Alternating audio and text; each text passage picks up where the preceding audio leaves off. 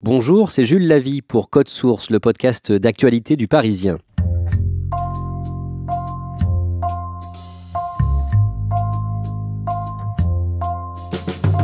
C'est l'un des plus grands faussaires de l'histoire. Il était surnommé le faussaire de Paris. Pendant plus de 25 ans, il a fabriqué des faux papiers, d'abord pour sauver des centaines d'hommes, de femmes et d'enfants pendant la Seconde Guerre mondiale, puis pour des militants des grands combats du XXe siècle. Aujourd'hui, à 94 ans, il expose quelques-unes de ses photos personnelles au Musée d'art et d'histoire du judaïsme à Paris.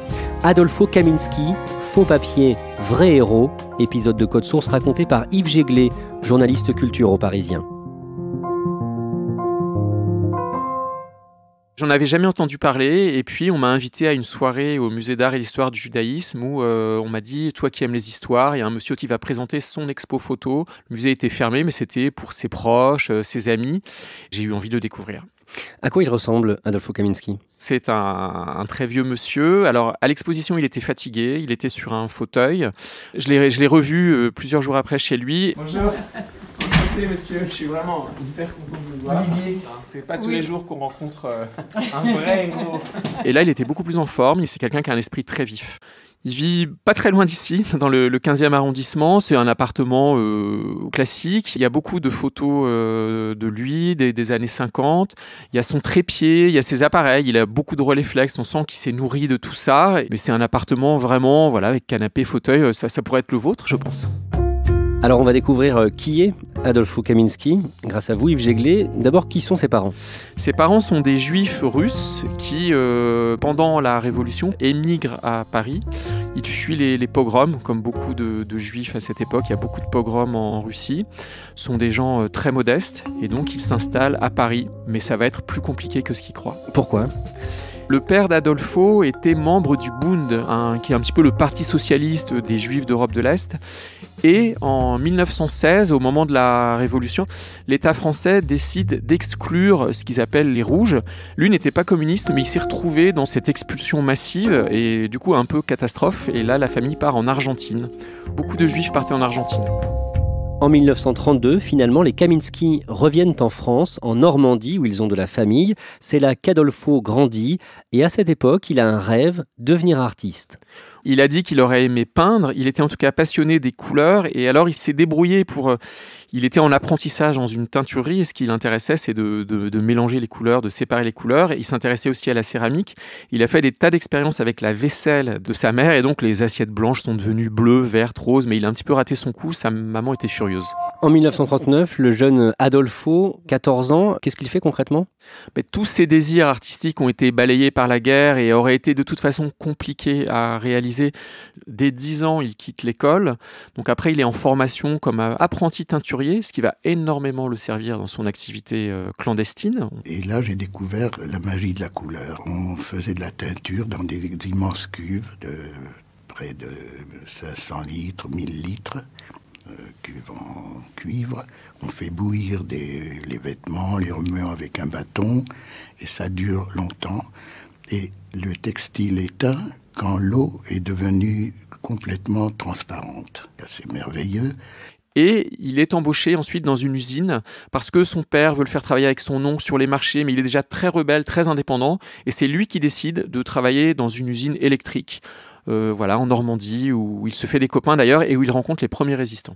L'année suivante, en 1940, l'armée allemande débarque dans son village de Normandie. Les Juifs ne peuvent plus travailler à l'usine. Est-ce qu'on sait comment Adolfo vit cette période ? Au début, il continue à travailler puisqu'il a un statut particulier. Ils ne sont pas visés dans un premier temps par les lois vichistes en tant qu'Argentin. Après, son père va commettre une erreur assez dramatique. Il va se faire recenser avec toute la famille. Comme beaucoup de Juifs de France. Comme beaucoup de Juifs de France. Et il tombe sur un employé sympathique et pas du tout vichiste qui lui dit « Monsieur Kaminski, un conseil, vous ne devriez pas faire ça. » Mais comment ? Je crois en la France. Il y tient. Le lendemain ou quelques jours après, il recroise cet employé dans la rue qui lui dit « Ah, monsieur Kaminski, je crois que j'ai égaré vos papiers, ils sont tombés dans mon poêle. » Et le père d'Adolfo répond « Ah, mais si c'est comme ça, je vais venir les refaire. » Et du coup, la famille a été fichée à cause de ça. Et en novembre 1940, la mère d'Adolfo Kaminski meurt dans des circonstances troubles. Elle aurait été victime d'un assassinat. Ce qu'on sait, c'est qu'elle va à Paris, donc ils habitent en Normandie, elle prend le train pour aller à Paris, prévenir son frère que la situation devient dangereuse. Dans le train du retour vers la Normandie, on retrouvera son corps déchiqueté sur les rails. Donc la version officielle, c'est qu'elle se serait trompée de porte en voulant aller aux toilettes. Elle aurait ouvert une porte donnant sur la voie. Ça paraît invraisemblable, du moins en tout cas aujourd'hui aux enfants d'Adolfo. Elle pourrait avoir été victime de miliciens, ou on ne sait pas, mais en tout cas, Adolfo est adolescent et il perd sa mère de manière d'autant plus tragique que son père ne leur dit rien. Son père leur dit pendant plusieurs mois que leur mère est malade et a dû rester à Paris. Et il finit par l'apprendre par un oncle. Et donc c'est le début de quelque chose de très très sombre. Le 22 octobre 1943, Adolfo est arrêté avec son père, ses frères et sa sœur. Ils sont envoyés à Drancy. Adolfo Kaminski reste pendant 3 mois, ce qui est très rare de rester longtemps à Drancy. Et donc il voit partir les Juifs qui sont déportés. Et il y a notamment une scène qui le marque énormément. Il y a un monsieur qui sans doute se prend d'amitié pour lui, qui a une grande barbe, qui est en plus très amoureux, qu'elle a avec une femme. C'est un couple de Juifs qui a été arrêté. Et ce monsieur, pendant quelques jours ou quelques semaines, lui donne des leçons d'arithmétique et de mathématiques. Et un matin, Adolfo voit qu'il a été tondu, rasé, que ce monsieur n'a plus sa barbe. Ça l'a énormément choqué. Il dit, pour moi, il était déjà mort. D'ailleurs, il a été déporté dans les jours qui ont suivi. Et Adolfo Kaminski porte une très grande barbe. Il a fait, dans l'exposition, on le voit, beaucoup de photos d'hommes barbus. Et il dit que pour lui, la barbe, c'est l'existence. Il est resté barbu en hommage à cet homme-là. Quelques mois plus tard, Adolfo s'en sort. Il s'en sort, mais alors là, c'est encore un concours de circonstances extraordinaire, comme il y en aura plusieurs fois dans sa vie.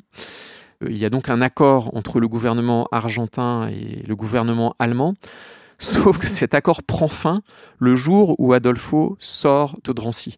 À quelques heures près, lui, ses frères, sa sœur et son père auraient été déportés, puisqu'il y a des Juifs argentins qui sont amenés à Drancy et qui sont déportés. Vraiment, il y a un croisement et lui s'en sort.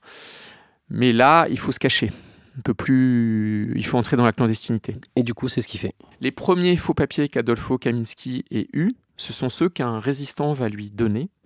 Il est extrêmement touché et ça l'intéresse. Alors il parle avec le résistant qui lui a fourni des faux papiers, à lui et à sa famille. Et il dit, mais comment on fabrique ça ? Et le résistant comprend qu'il a des dons. Il devient Lucien Keller, une autre identité, et il découvre que les faux papiers peuvent sauver des vies et que lui a peut-être des qualités qui lui permettront d'en fabriquer. Alors justement, il met ce don au service de la résistance. Alors c'est très étonnant parce qu'il est quand même très jeune, il a 17 ou 18 ans, c'est un pur autodidacte. Alors il a des connaissances donc en teinturerie, ça nous paraît à nous étonnant, mais ça veut dire que dans un atelier de teinturerie, il a appris par exemple à effacer des couleurs, à changer des couleurs, et puis il s'est toujours passionné pour la chimie, notamment pendant la guerre, il a été ami avec un pharmacien de Vire qui s'est révélé être un résistant, qui lui a appris à servir d'un microscope, qui lui a appris à servir d'un petit labo. Et il a aussi fait le journal de l'école, vraiment en primaire. Et donc, il avait récupéré des caractères typographiques du petit matériel d'imprimerie. Donc, finalement, toutes ces petites passions de gamin l'ont amené à devenir l'un des plus grands faussaires. Et pour faire ses faux papiers, il doit aussi apprendre à prendre des photos. Oui, alors effectivement, il apprend à prendre des photos. Techniquement, il y avait énormément de choses différentes à faire. Il y a la gestion d'un microscope.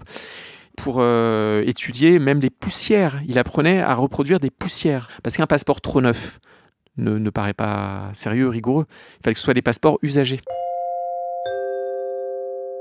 Grâce à ce résistant qui lui a sauvé la vie par ses faux papiers et aux discussions qu'ils vont avoir, ce résistant va lui proposer effectivement d'intégrer un réseau. Et il s'est mis à fabriquer des centaines, voire des milliers de faux papiers. Officiellement, il y avait un atelier de peinture, donc il est resté quand même fidèle à sa passion de jeunesse. Et ils ont sauvé au moins des centaines et peut-être des milliers de juifs et notamment d'enfants.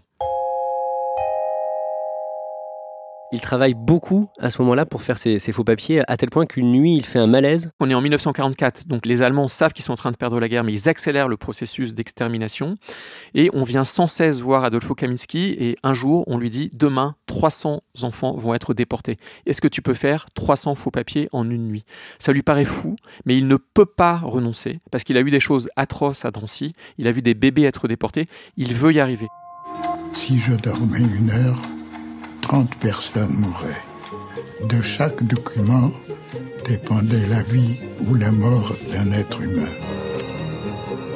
Alors J'ai travaillé jusqu'à tomber dans les pommes. Il tombe dans les pommes au moment où il a à peu près fini son travail, c'est-à-dire que les 300 faux papiers ont pu être livrés. À ce moment-là, il a une réputation qui devient européenne. Il a des surnoms. C'est le faussaire de Paris. La police le cherche. On l'appelle aussi le technicien, avec une majuscule. Il est vraiment quelqu'un de très recherché. Comment est-ce qu'il vit la libération ? La libération, pour lui, comme pour beaucoup de juifs, n'est pas du tout un moment heureux. Il ne veut pas faire la fête. Non seulement il a perdu des personnes de sa famille, mais il a perdu des compagnons. Il a su que son réseau a été en partie démantelé. Celui qui avait été son mentor a été torturé, a été jeté d'un 5e étage. Il le dit dans son autobiographie, il n'a pas du tout envie de se réjouir.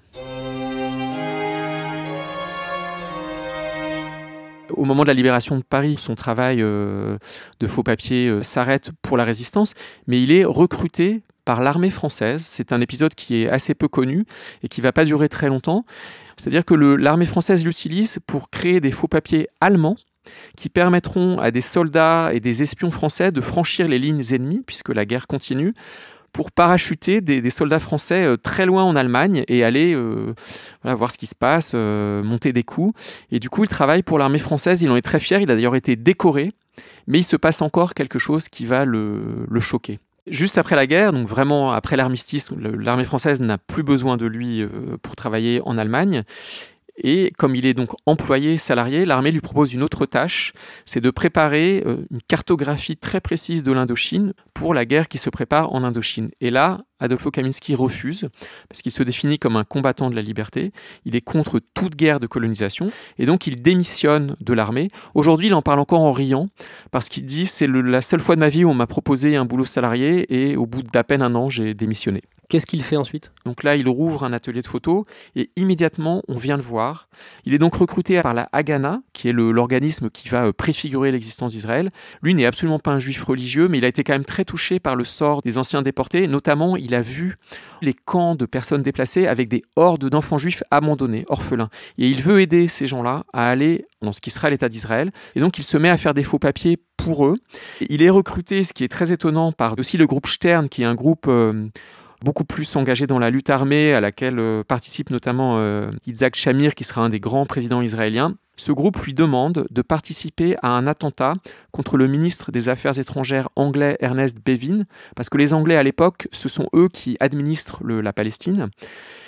Et il est très embêté, Kaminski, parce qu'il a toujours détesté le sang. Il n'a jamais eu d'armes sur lui et il n'a jamais voulu tuer personne. Mais il n'ose pas leur dire non. Il est chargé de fabriquer une montre à explosifs, puisqu'il savait aussi faire ça. Et il se débrouille pour que la montre n'explose pas. Et l'attentat échoue. C'est quelque chose qu'il n'a dit que 50 ans plus tard. Dans les années 50 et 60, Adolfo Kaminski continue à produire de faux papiers pour des causes qui lui semblent justes. Il aide des opposants aux dictatures en Europe, en Grèce, en Espagne ou au Portugal. Il s'engage pour les mouvements de décolonisation, en Algérie notamment. Il va aussi fournir de faux documents à de jeunes Américains qui refusent d'aller se battre au Vietnam. Bon, ceci dit, je n'ai jamais rien fait hors la loi dans le sens de la morale ou pour de l'argent. Et d'ailleurs, quand j'ai travaillé pour aider les mouvements de libération, je refusais d'être payé pour ne pas être considéré comme un mercenaire et pouvoir accepter ou refuser selon la demande et pas n'importe quoi. Parce que les dérapages, ça va vite. C'est pas évident tout ça.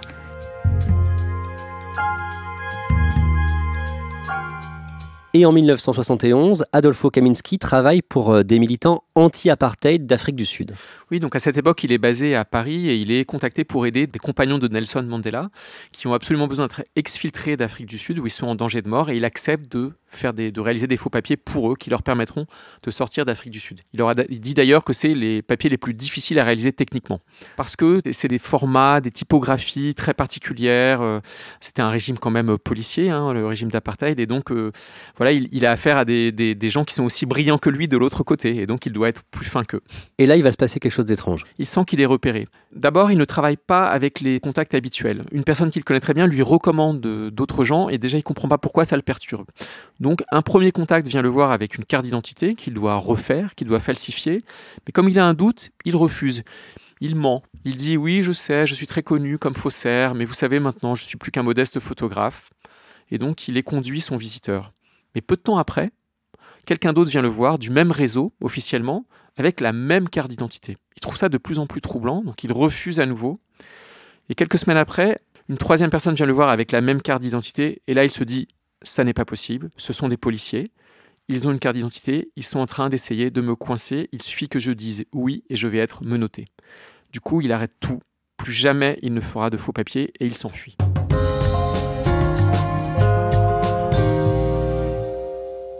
Après cet épisode, il va vivre une dizaine d'années en Algérie où il se marie avec une Algérienne, puis il rentre en France au début des années 80 et à son retour, il continue d'exercer à la fois comme photographe professionnel et de prendre aussi des photos beaucoup plus personnelles. Oui, sa vie a complètement changé, il a plus de 60 ans, il est à la retraite, il a du temps, il est marié, il vit dans un pays en paix. Et il réalise le rêve qui a toujours été le sien, d'être un artiste, parce qu'il en parle beaucoup dans son autobiographie. Il a d'abord voulu être peintre, mais ensuite il a voulu être un vrai photographe. Il a plus de temps, il n'a plus de commandes, et du coup il se consacre à son propre travail de photographe. Depuis le mois de juin, 70 de ses photos sont exposées au Musée d'art et d'histoire du judaïsme à Paris. Elles sont comment ces photos ? Elles sont magnifiques, elles sont en noir et blanc, très contrastées. Donc c'est un Paris des petits métiers notamment qui ont disparu. Il y a le poinçonneur dans le métro, il y a des rémouleurs, il y a des coiffeurs mais à l'ancienne, il y a des enfants qui jouent, il y a des rues désertes, des rues qui ont disparu. Il est extrêmement sensible, il se voyait comme un photographe de témoignage, il saisit comme ça des images prises sur le vif. Il y a des amoureux au bord de la Seine, enfin c'est un très très beau Paris d'après-guerre. On pense forcément à Douaneau, on pense à Ronis, mais il y a quelque chose qui lui est propre. C'est que, comme il a toujours vécu avec la peur d'être capturé, d'être pris, souvent ce sont des photos même de pluie, des photos de Paris désert, et on sent que ce sont des photos prises à la volée très rapidement, comme si c'était une poésie qui risquait à tout instant de disparaître. Du coup, il y a beaucoup d'émotions dans ces images. Elles vous ont touché, ces photos ? Elles sont bouleversantes parce qu'elles racontent un Paris qu'on ne connaît plus beaucoup. Elles sont terriblement humaines parce qu'il s'est passionné pour des visages. Et elles sont magnifiques visuellement, graphiquement. Vous, quand vous avez vu cette exposition, vous vous êtes dit quoi sur ce photographe ? Je me suis dit, waouh, un grand photographe qu'on ne connaissait pas. J'étais venu voir un faussaire et je découvre quelqu'un qui devrait avoir son nom dans un panthéon de photographes français importants de l'après-guerre, puisqu'il a la nationalité française maintenant. Ce qui est fou, c'est qu'il a pris des milliers de photos, que très souvent il n'a pas pu tirer parce qu'il n'en avait pas les moyens, puis il était trop pris par ses activités. Il y a donc chez lui des boîtes à chaussures avec des négatifs que lui-même n'a jamais vus.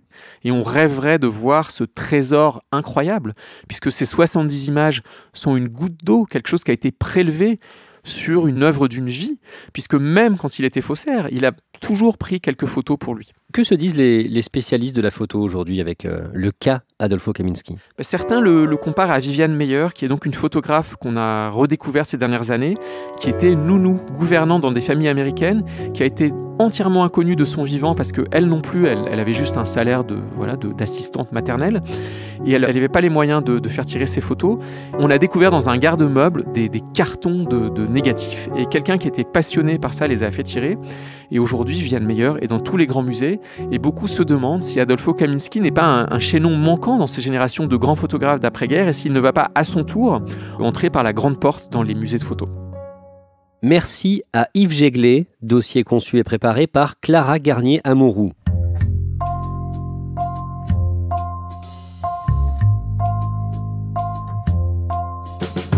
Code Source est le podcast d'actualité du Parisien. Production Jeanne Boézek, réalisation Alexandre Ferreira et Benoît Gillon. Si vous aimez Code Source, n'hésitez pas à en parler à vos amis ou sur les réseaux sociaux. Nous sommes disponibles sur les applications de podcast, sur Deezer et Spotify. Et vous pouvez dialoguer avec nous par Twitter ou à l'adresse codesource@leparisien.fr.